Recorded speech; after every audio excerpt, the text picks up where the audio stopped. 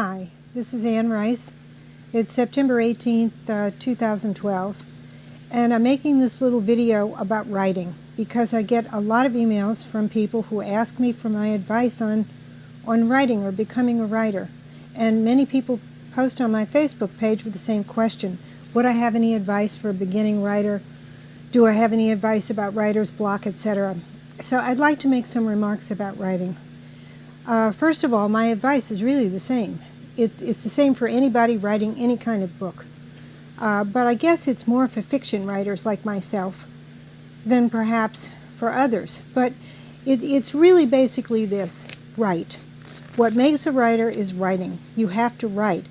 Writing to a person like me and asking for advice is in a way a waste of time. You have to sit down and you have to write the book of your dreams. You have to write what you want to be known for. You have to create a universe of your own in print, and there's only one way to do that, and that's to kick out the pages every day. Kick them out and save them. You know, you may write 2 or 3 chapters of a book and decide you hate it. Don't throw it away, save it. It's very easy to do in the computer age. You make a folder for that, you put it away, you save it.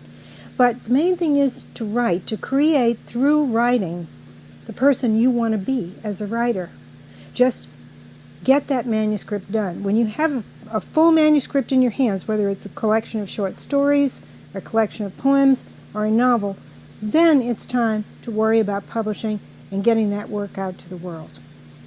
When it comes to how you actually write, there are no rules. The great thing about our profession is there are no rules.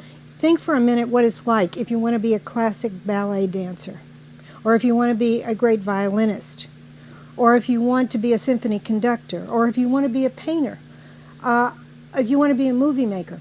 All those fields involve communal apprenticeship, personal instruction, time practicing, many rules, many ways to do it, but a lot of rules, and rules that involve other people. Our profession, the profession of being a writer, doesn't involve any of that. All you need is a computer and a word processing program, or a typewriter and some paper.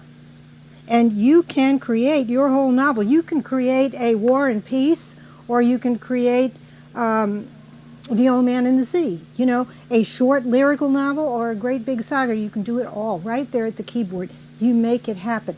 And it's the most wonderful profession because you can begin it at any time. You can do that writing anywhere. You can do it in a cafe with your laptop. You can do it at a kitchen table. You can do it in a garage office. And every year somebody makes it to the bestseller list who started out that way, in their bedroom, writing late at night, or at the kitchen table. It's always been a profession where outsiders can easily break in because it doesn't require equipment, it doesn't require tutelage, it doesn't require advancement amongst a group of people. You do it all yourself. And believe me, it's no harder to get published today than it ever was. You know, one of the great myths about being a writer is that it's almost impossible to break in.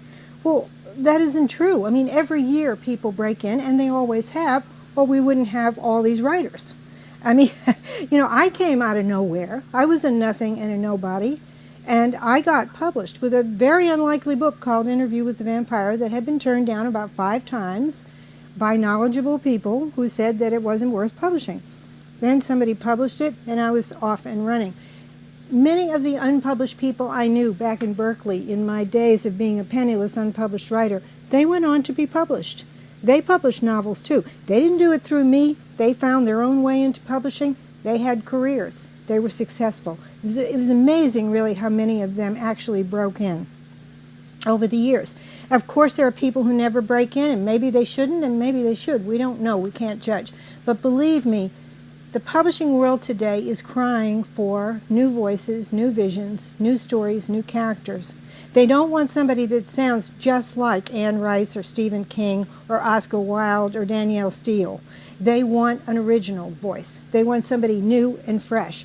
They don't want somebody who's got a vampire saga that's going to be exactly like the Chronicles that I wrote. That's not what they want. They want a new take on it, a new approach. It's true that way across the board. And there are editors and agents in New York in big offices who are really dying to encounter new and wonderful talent. So don't ever think that you need to know a whole lot about publishing to break in. You really don't. There are many ways to get your manuscript to them. The easiest way is emailing them and emailing a digital copy of the manuscript. And they are looking. But again, I don't know a lot about publishing itself. I'm not an expert. I only know that it's no different now than it was back when. When I was trying to break in, people stood up at writers' conferences and said, oh, the situation is practically hopeless.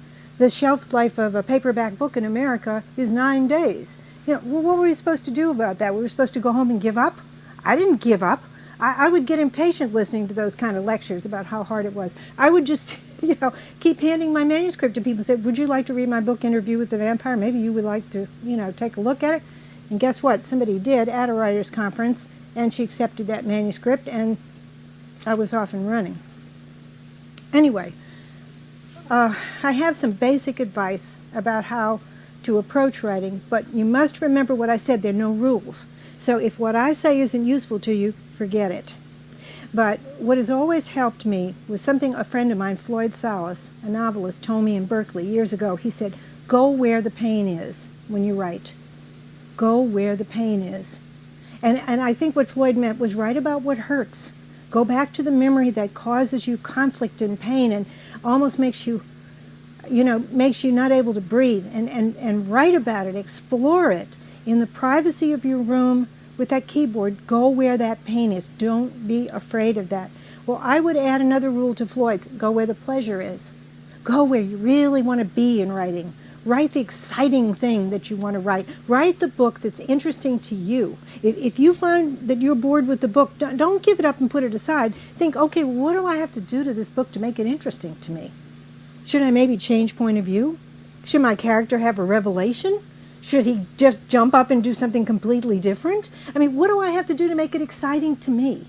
And if you keep doing that with the book, if you keep making it exciting to you, if you keep doing what's interesting to you, pretty soon you'll be getting out of bed in the morning and thinking, I've got to get to work because I want to find out what happens. I mean, that certainly is what happens to me when I'm writing.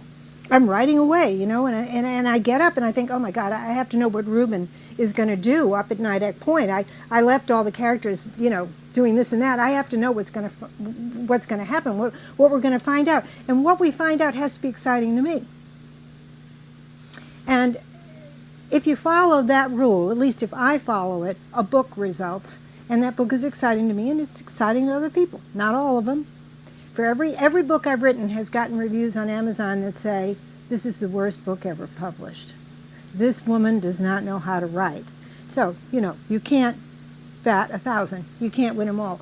But if you follow that advice, I think you will turn out the book that you yourself are proud of, the book that you love, and the book that you want to take out into the world. And once you do finish that book, once you've got it, don't take no for an answer from anybody. No matter how many rejections you get, keep going. Keep going. Don't listen to anybody who rejects a book, and never revise that book because you got a rejection from an editor with a bunch of, you know, negative advice. Never do that. Any editor who rejects your book doesn't get it. Don't revise for that person. Wait till you get a letter from an editor that says, we really love your book, we'd like to publish it. Do you think you could see your way clear to maybe shortening it a bit or changing this or that? That's when you listen. That's when you decide. Now, say you've written your book, you've sent it to every New York publisher you know of, and they've all rejected it. What do you do then? Do you give up? No, you do not give up. Self-publish. It's never been easier. There are all kinds of ways to do it.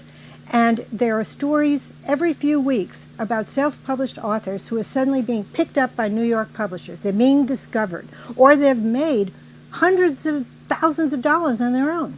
I mean, we hear about it all the time. So if you're out there, if you're writing, you need stubbornness, you need courage, you need faith in yourself that's as strong as any talent you may possess. And you need to write that book the way you want to write it, and keep trying to get it published, and if that doesn't work, self-publish it. That's the best advice I can give you or any other writer. And again, if this advice doesn't work for you, throw it out the window. The other day on Facebook, we had a discussion about this.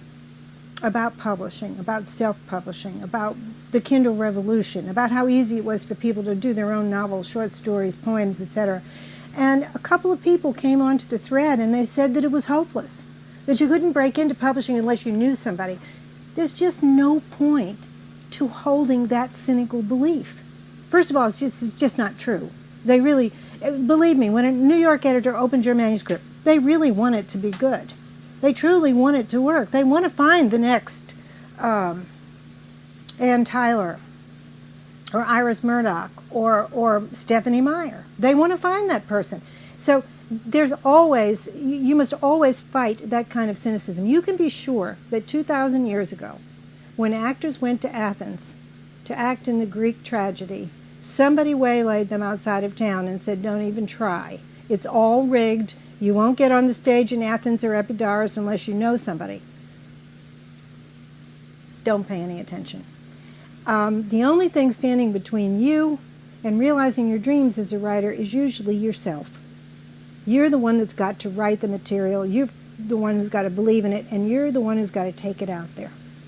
And I think that's about all that I can tell you. I don't have any specific recommendations for how to send it to New York, your manuscript to New York publishers, but I know that there are websites out there that you can consult, and there used to be a big reference book called The Literary Marketplace that was filled with a list of all the reputable agents and writers. One thing you can do is walk into a bookstore, and you can look at the books that you read, the books you admire. If you love a particular author, look and see who publishes that author.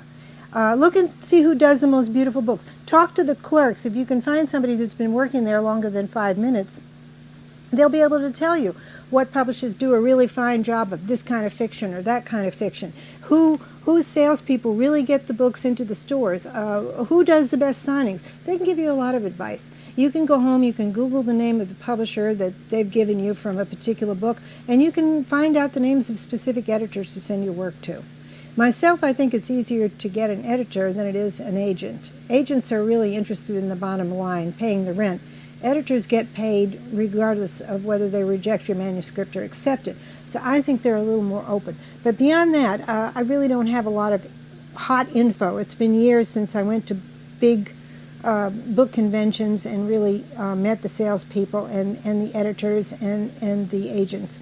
But again, you know, be brave, reach for the fire from heaven, and nobody can tell you that you can't do that. And really realize your dreams.